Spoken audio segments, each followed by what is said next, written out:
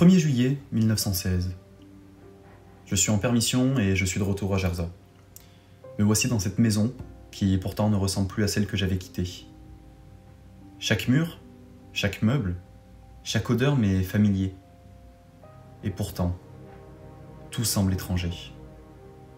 Comme si la guerre avait effacé jusqu'au souvenir de mon ancienne vie.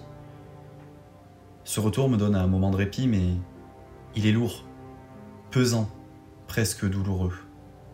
Je ne reconnais plus rien, ni les lieux, ni les gens, ni même celui que je suis devenu. Ce matin, je suis descendu sur la place du village, là où nous avions l'habitude de traîner avant la guerre, à refaire le monde avec Romain et Albert, à rêver d'horizons lointains sans imaginer un seul instant que ce serait l'enfer qui nous attendait. Mais la place était vide, déserte. Pas un bruit, pas un mouvement. Le silence pesant était pire que les bombardements du front. Un silence qui ne se repose pas, mais qui est éteint. Les volets clos, les rideaux tirés, et les pas absents. Le café, celui où nous avions pris notre dernière photo, tous les trois, est fermé. Une affiche en papier jauni annonce une fermeture temporaire.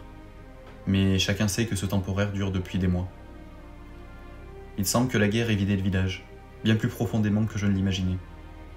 Comme si la vie elle-même s'était arrêtée, suspendue entre deux mauvaises nouvelles. Je me suis arrêté pour voir les listes des hommes tombés au combat.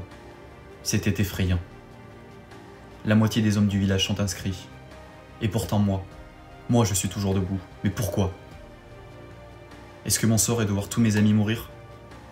Et moi de regarder sans pouvoir rien faire ?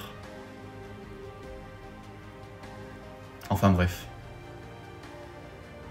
Suite à ça, je suis parti au cimetière. Je voulais me recueillir et voir la tombe d'Albert. En arrivant, j'ai retiré mon béret en signe de respect. Sur sa tombe est inscrit « Mort pour la France ». Le pauvre.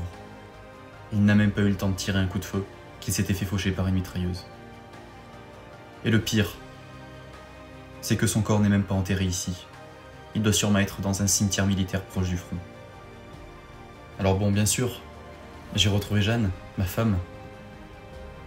Mais son regard s'est posé sur moi avec une tristesse que je n'oublierai jamais. Ce n'était pas un regard de joie ou de soulagement, mais celui d'une femme qui voit un homme qu'elle reconnaît sans le reconnaître vraiment. « Tu as vieilli, André, tu as changé », m'a-t-elle dit doucement, presque en chuchotant. Comme si élever la voix pouvait me briser un peu plus. Je l'ai regardée et j'ai senti le poids des mois passés, des nuits sans sommeil, des hurlements étouffés et des camarades perdus. Je ne suis plus le même homme qu'avant. Les rides se sont creusées, mon regard s'est durci, et mes gestes ne savent plus être tendres. Même mon sourire a oublié sa forme. Ce retour, au lieu de me rassurer, m'a déstabilisé. Je pensais retrouver une part de moi ici, mais c'est l'inverse qui s'est produit. Je m'énerve pour un rien, un verre cassé dans la cuisine, un silence trop lourd, un mot mal tourné. Jeanne a reculé. Elle se sent blessée et inquiète.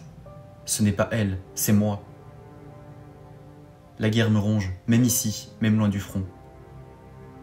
Elle s'est installée en moi comme une bête tapie, toujours prête à gronder.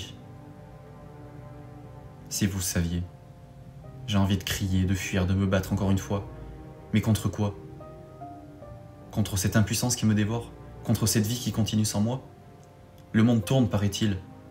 Mais moi, je suis resté coincé là-bas sur les champs de bataille, dans la boue entre deux assauts, et surtout, entre les vivants et les morts. Je ne sais pas combien de temps durera cette permission. Quelques jours, une semaine ? Assez pour goûter à la paix sans pouvoir vraiment l'avaler. Je voudrais rester, ne plus repartir, m'échapper de cet engrenage infernal. Mais le devoir m'appelle. Et bientôt, je reprendrai le chemin vers l'enfer. Là-bas, je retrouverai les cris, la boue, le froid, les ordres absurdes et la peur qui nous collent tous à la peau. Demain peut-être, je redeviendrai un soldat, sans nom, juste un matricule parmi tant d'autres. Mais aujourd'hui, je suis juste un homme fatigué, un homme qui essaye de tenir debout, de respirer, de se rappeler qu'il existe encore, juste un instant, avant de replonger dans l'oubli des tranchées.